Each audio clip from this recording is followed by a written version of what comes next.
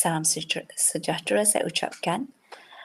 Saya Cikgu Alice dari SMK Taman Tunku akan membentangkan kajian tindakan yang bertajuk Program Minda Sihat dalam Kebiasaan Baharu membantu meningkatkan kesedaran murid tentang kesihatan mental.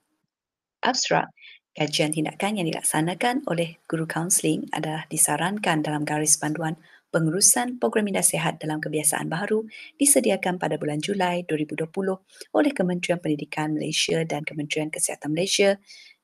Unit Bimbingan dan Kaunseling Sekolah Menengah Kebangsaan Taman Tunku telah melaksanakan soal selidik soalan uli kepada 888 orang murid sebagai prasaringan sehari selepas semua murid melapor diri semula di sekolah iaitu pada 16 Julai 2020 bagi mengenal pasti permasalahan yang mungkin dihadapi selepas murid kembali semula ke sekolah. Hasil dapatan prasaringan dilaksanakan seperti yang disarankan, didapati 28% atau 288 murid telah menjalani ujian GAD 7 dan ujian PHQ 9 untuk mengenal pasti isu-isu kesihatan mental yang mungkin dihadapi oleh murid-murid tersebut. Program intervensi khusus dan umum serta saringan kedua perlu dilaksanakan bagi mengenal pasti keadaan masalah kesihatan minda murid-murid setelah kembali ke sekolah dan meningkatkan kesedaran mereka tentang kepentingan kesihatan mental.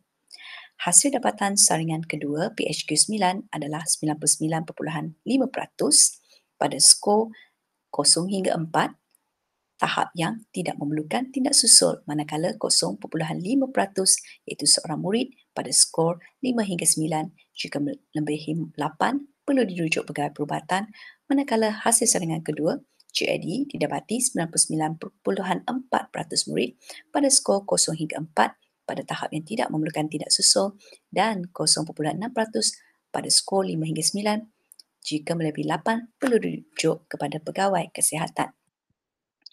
Pengenalan merujuk pada Kamus Dewan edisi keempat. Murung didefinisikan sebagai keadaan apabila seseorang mengalami kecewa dan putus asa yang diiringi dengan gejala seperti sukar tidur, lembab berfikir dan rasa bersalah yang keterlaluan yang tidak setimpal dengan kesalahan yang dilakukan. Murung merupakan salah satu masalah sering dihadapi remaja pada masa kini. Menurut mantan Timbalan Menteri Pembangunan Wanita, Keluarga dan Masyarakat, Hana Yeoh, masalah mental dan tekanan dalam kalangan kanak-kanak dan remaja semakin membimbangkan. Berdasarkan 15,000 panggilan diterima menerusi talian kasih, pemanggil meluahkan rasa kesunyian dan kecewa kesan tekanan daripada ibu bapa serta persediaan menghadapi peperiksaan. Dalam berita harian bertarikh 20 September 2019. Fokus kajian, dalam kajian ini, semua murid yang hadir ke sekolah selepas PKP yang telah menjalani prasaringan minda sihat melalui soal selidik uli yang telah menjawab salah satu jawapan ya dan juga telah menjawab kedua-dua soalan dengan jawapan ya yang perlu menjalani saringan 1 dan saringan 2 bagi soal selidik PHQ 9 dan GAD 7. Daripada 888 murid yang terlibat dalam prasaringan soal selidik uli, dapat dikenapasi seramai 288 murid yang perlu menjalani saringan minda sihat 1, soal selidik PHQ 9 dan GAD 7. Objektif umumnya kajian ini bertujuan melihat impak pelaksanaan program minda sihat dalam kebiasaan baru yang dijalankan dalam kalangan murid di SMK Taman Tunku. Objektif khusus kajian ini dijalankan untuk mencapai objektif berikut. Pertama, mengenal pasti komposisi jantina saringan 1 dan saringan 2 bagi soal selidik GAD 7 dan soal selidik PHQ 9 dalam kalangan murid SMK Taman Tunku. Kedua, mengenal pasti komposisi kaum saringan 1 dan saringan 2 bagi soal selidik GAD 7 dan soal selidik PHQ 9 dalam kalangan murid di SMK Taman Tunku. Ketiga, mengenal pasti peratus murid yang memerlukan intervensi khusus dan intervensi umum melalui saringan 1 dan saringan 2 bagi soal selidik GAD dan soal selidik PHQ 9 untuk melihat impak program intervensi yang telah dilaksanakan. Kumpulan sasaran daripada Rajah 1 merupakan data komposisi kaum dan jantina murid yang menjalani saringan 1 bagi ujian GAD 7 dan PHQ 9.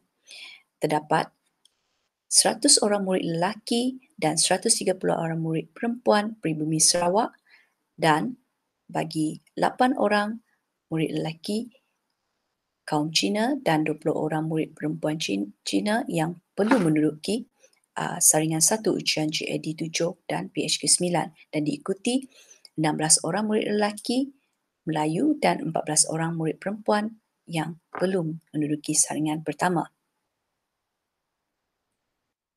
Pelaksanaan kajian program ini dilaksanakan secara kerjasama antara Kementerian Pendidikan Malaysia dan Kementerian Kesihatan Malaysia. Saringan ini dilaksanakan oleh guru bimbingan dan kaunseling di sekolah.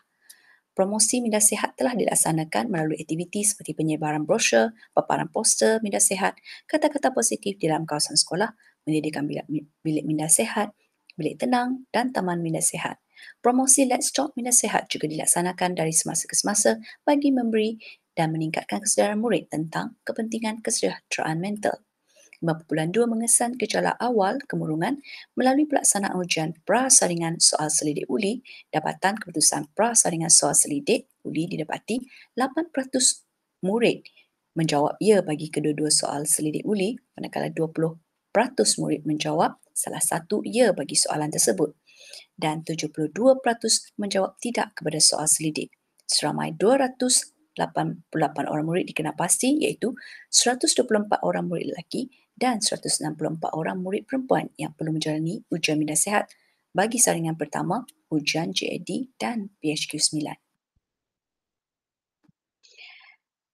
Saringan 1 GAD dan PHQ 9 didapati dalam terdapat 43% murid lelaki dan 57 murid perempuan dengan komposisi kaum terdapat 8.9% adalah peribumi Sarawak manakala kaum Cina sebanyak 9.7% dan kaum Melayu sebanyak 10.3%. Dapatan daripada keputusan saringan 1 PHQ 9 terdapat 24% murid dalam pada skor 0 hingga 4 yang tidak memerlukan sebarang tindak susul dan 41 murid pada skor 5 hingga 9 iaitu intervensi umum, sesi kaunseling dan ulangan saringan PHQ perlu dilaksanakan. Bagi 18% pada skor 10 hingga 14, 12% pada skor 15 hingga 19, 5% pada skor 20 hingga 27 di mana perlu dirujuk pegawai perubatan selepas intervensi khusus dan saringan kali kedua dilaksanakan. Bagi dapatan keputusan saringan 1 ujian GAD 7, 40% murid pada skor 0 hingga 4 yang tidak memerlukan sebarang tindak susul, manakala 43% orang murid pada skor 5 hingga 9, 14% pada skor 10 hingga 14, 3% pada skor 15 hingga 21, di mana murid yang melebihi 8 markah perlu dirujuk dengan pegawai perubatan di klinik atau hospital selepas intervensi khusus, sesi kaunseling dan saringan kedua. Manakala hasil dapatan daripada senarai semak keperluan murid dalam kebiasaan baru, hasil dapatan didapati 43% murid mengalami masalah dengan rakan sebaya dan media sosial, 26% yang mempunyai masalah dalam keluarga, 17% masalah peribadi, 14% yang mengalami masalah guru dan sekolah. 53 tindakan yang dijalankan adalah pelaksanaan program intervensi. Guru bimbingan dan kaunseling telah menyediakan modul program minda sihat dalam kebiasaan baru untuk kegunaan penyampaian program minda sihat oleh guru-guru yang menjaga kelas pada waktu rehat. Guru bimbingan dan kaunseling juga mengadakan pelbagai aktiviti santai di TRES, contohnya pelaksanaan program Ceriakan Hari Anda. Selain itu, menyediakan sudut shout-out bagi murid-murid menulis luahan perasaan secara positif, penyediaan bilik minda sihat, bilik tenang serta taman minda sihat juga disediakan bagi murid-murid yang ingin menenangkan diri ketika rasa stres dan menjalani sesi kaunseling. Cara menangani stres dengan baik. Ini merupakan gambar pertama murid memilih gambar emotikon yang digemari kemudian mengambil gambar bersama-sama untuk menceriakan suasana di dalam kelas. Gambar kedua merupakan murid menulis luahan di sudut shout-out yang telah disediakan. Gambar ketiga, murid boleh mendengar muzik di bilik minda sihat dengan mengikut SOP yang telah ditetapkan. Dan gambar keempat, penyediaan bilik tenang untuk murid menenangkan diri dan menjalani sesi kaunseling. 5.4 Pemantauan dan penilaian. 4 pendekatan program nasihat yang dilaksanakan melalui pendekatan perkhidmatan bimbingan dan kaunseling iaitu pendekatan pertama adalah pendekatan pencegahan. Guru bimbingan dan kaunseling memberi perkhidmatan bimbingan dan kaunseling berkaitan tentang mewujudkan imej kendiri yang positif dan kesihatan mental yang baik. Maklumat ini disampaikan melalui slot talimat selama 5 hingga 10 minit serta menjalankan aktiviti brain gym dan let's talk nasihat serta aktiviti lain setiap hari pada waktu rehat di kelas. Pendekatan kedua, pendekatan perkembangan iaitu murid-murid diberi sesi kaunseling secara berkala tentang kemahiran menangani tekanan seperti berfikir secara positif, komunikasi secara berkesan, mengendalikan tekanan, kemahiran asertif, kemahiran menyelesaikan masalah dan konflik serta mengawal kemarahan. Modul yang digunakan adalah modul daripada kemahiran kesihatan mental remaja dan modul nasihat. 5.4 Pemantauan dan penilaian iaitu pendekatan ketiga iaitu pemulihan. Murid-murid dikenal pasti mempunyai masalah kesihatan mental yang setelah disaring akan diberi perkhidmatan sesi kaunseling. Proses sesi kaunseling akan menggunakan teori-teori kaunseling yang sesuai dengan murid berkenaan dan menyediakan bilik tenang sambil murid boleh mendengar muzik dengan tenang. Proses ini juga meliputi peringkat membina hubung, mengatasi masalah, membincangkan alternatif, membuat keputusan dan penilaian sejauh mana keberkesanan tindakan yang telah dibuat. Pendekatan keempat adalah pendekatan krisis yang dilaksanakan apabila murid dikenal pasti mengalami minda tidak sihat setelah saringan soal sedik PHQ 9 dan GAD 7 kali kedua. Guru kaunseling akan memaklumkan pentadbir sekolah dan penjaga supaya merujuk murid berkenaan ke klinik kesihatan yang berdekatan. Gambar 6 merupakan murid memberi komen selepas menjalani sesi kaunseling. Pada sebelum sesi, murid berasa sangat susah hati dan fikiran bercelaru dan tidak yakin dengan diri sendiri. Selepas sesi, murid dapat merasakan dirinya sedang boleh berfikir dan cuba membetulkan masalah dengan orang sekeliling. 5.5 Refleksi kajian. Setelah saringan 1 PHQ dijalankan, seramai 288 murid yang terlibat dan selepas analisis saringan pertama dibuat, didapati hanya 217 orang murid yang perlu menjalani ulangan PHQ 9. Hasil dapatan pada saringan 2 ini adalah sebanyak 99.5% murid pada skor 0 hingga 4 iaitu tiada tindak susul yang perlu dilakukan dan hanya 0.5% murid atau seorang murid pada skor 5 hingga 9 yang perlu menjalankan intervensi umum dan sesi kaunseling.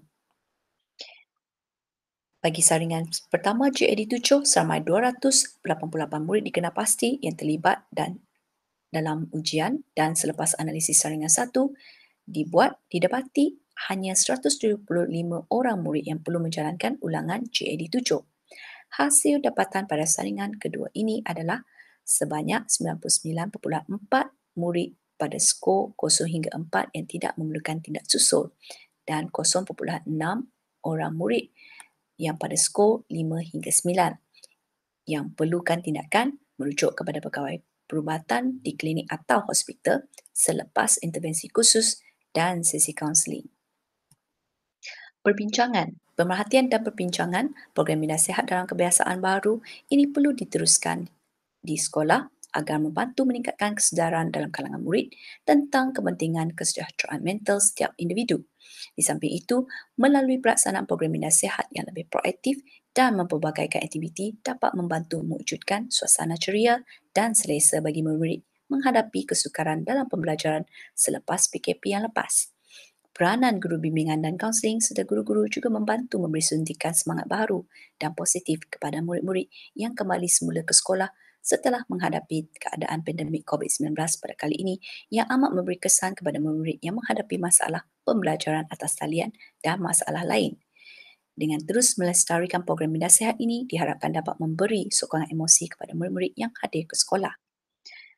Cadangan untuk kajian seterusnya adalah melihat senarai semak keperluan murid dalam kebiasaan baru terutama bagi murid yang mempunyai masalah dalam kategori rakan sebaya dan media sosial dan lain-lain kategori bagi menangani masalah murid yang banyak menghabiskan masa dengan media sosial. Ini merupakan bibliografi yang telah dirujuk untuk kajian tindakan pada kali ini. Sekian, terima kasih atas pembentangan pada kali ini.